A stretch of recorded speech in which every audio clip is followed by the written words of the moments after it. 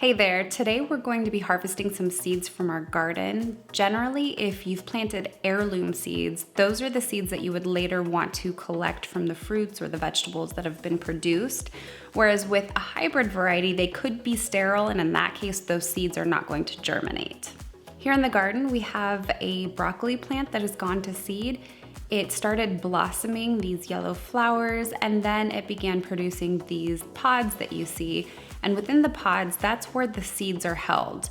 And many of the plants that we've grown in the garden have similar looking pods like this. So for example, turnips have also a similar looking pod that you would extract the seeds from.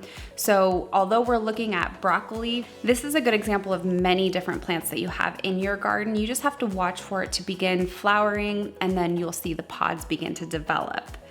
Once you've seen that, you want to let the plant die and it'll start to yellow, even brown a little bit. And once it reaches that stage, you can pull them from the ground and hang them upside down to dry for about 2 weeks.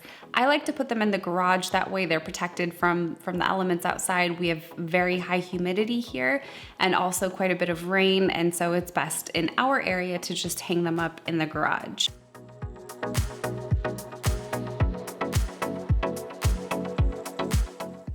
After you've hung the plants for about 2 weeks and they've browned, they look similar to this, they're kind of a crunchy feel, you can go ahead and start extracting the seeds. There are a handful of different ways that you can do this. One way would be to put a paper bag over the plant and kind of rustle the different pods to get those seeds to fall out. What I like to do is just use one of my trays, one of my 10 by 20 trays, and from here we can just grab several of the pods at one time, and we're literally just twisting to separate the pods from the stems of the plants. And as we're doing that, the seeds are falling into the tray.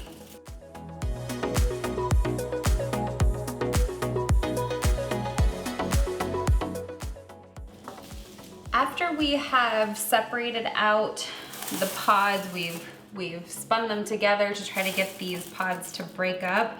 The majority of the seeds are down in the bottom of the tray, but an easy way to separate the majority of these out, the pods out from the seeds, is to take a bowl and a strainer and just dump the seeds from the tray into this bowl. Now, as we shake the strainer, you can see that the seeds are separating from the pods. After you've picked out the majority of the stems or any of the pods pieces that are still inside the bowl, after you've picked out that extra material, if you see that there is some dust or dirt down in the bottom of it and you want to remove that as well, you can run this one last time or even a couple more times if needed through a fine mesh strainer. So we'll go ahead and dump the seeds in here. We'll give them a little shake. And you can see that we were able to remove quite a bit of extra dirt and small little material pieces that we don't need to save with our seeds.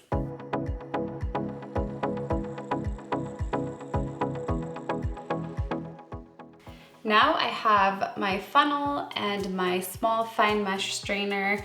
Just one last final strain through this if needed. We did already run it through this one, so we're good there. But I'll go ahead and begin pouring the seeds into our seed packets. I'll just drop the funnel in there and we'll dump in the seeds.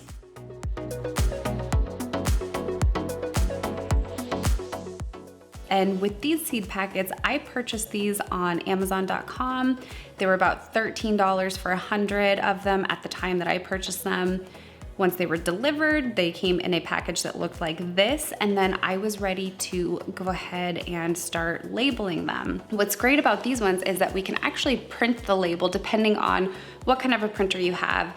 You can print them directly on the labels without having to handwrite. They look kind of cool. I'm not super crafty or artistic, so I did just go with a basic name on the labels. I did put the year on some of them as well, just to have that, just to keep track of germination for those particular seeds. But You could be as creative as you'd like if you're going to go the printed route. So I'll show you real quick. Here's where I purchased them. I purchased them on Amazon.com, again, about $13 for 100 packets. And then I opened a Word document once they had been delivered. The first thing I'll want to do is adjust the size of the page that I'm printing on. So I can go to the page layout tab, select size, more paper sizes, and under the paper tab, I'm going to change the width to 3 inches and the height to 5 inches based off of the envelope that I've purchased.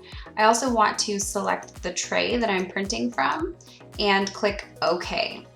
Now, if I return to the Home tab and start searching for a text or a font that I want to use, and I begin typing, you'll see that I've run out of room within this section that I have. So to make sure that I have enough space to fit the text that I want, I can go ahead and select under the page layout tab, margins, and choose narrow or select a custom margin. I'll go ahead and select narrow, and you can see now it fits, and I just want to customize this text a little bit further. We can center it, and on another line, we can enter a more specific name of what it is that we're going to put in this packet.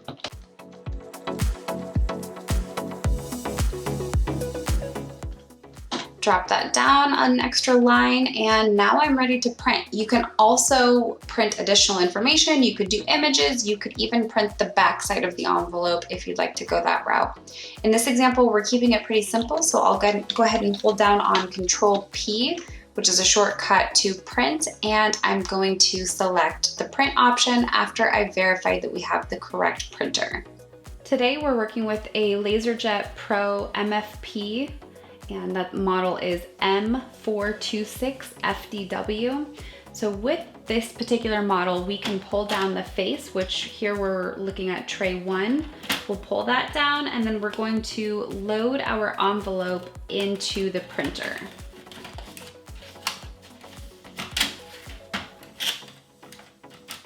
When that's ready, we can go ahead and select print on our computer.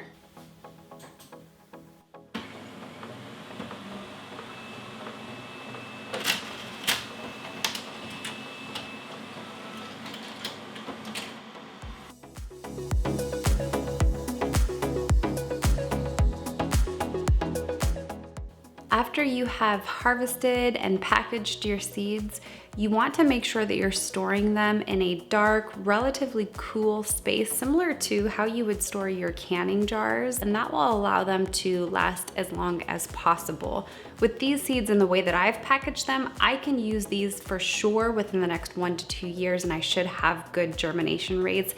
If I try to use them beyond that, they may still work, but they probably won't germinate as well as they will in the first 1 to 2 years.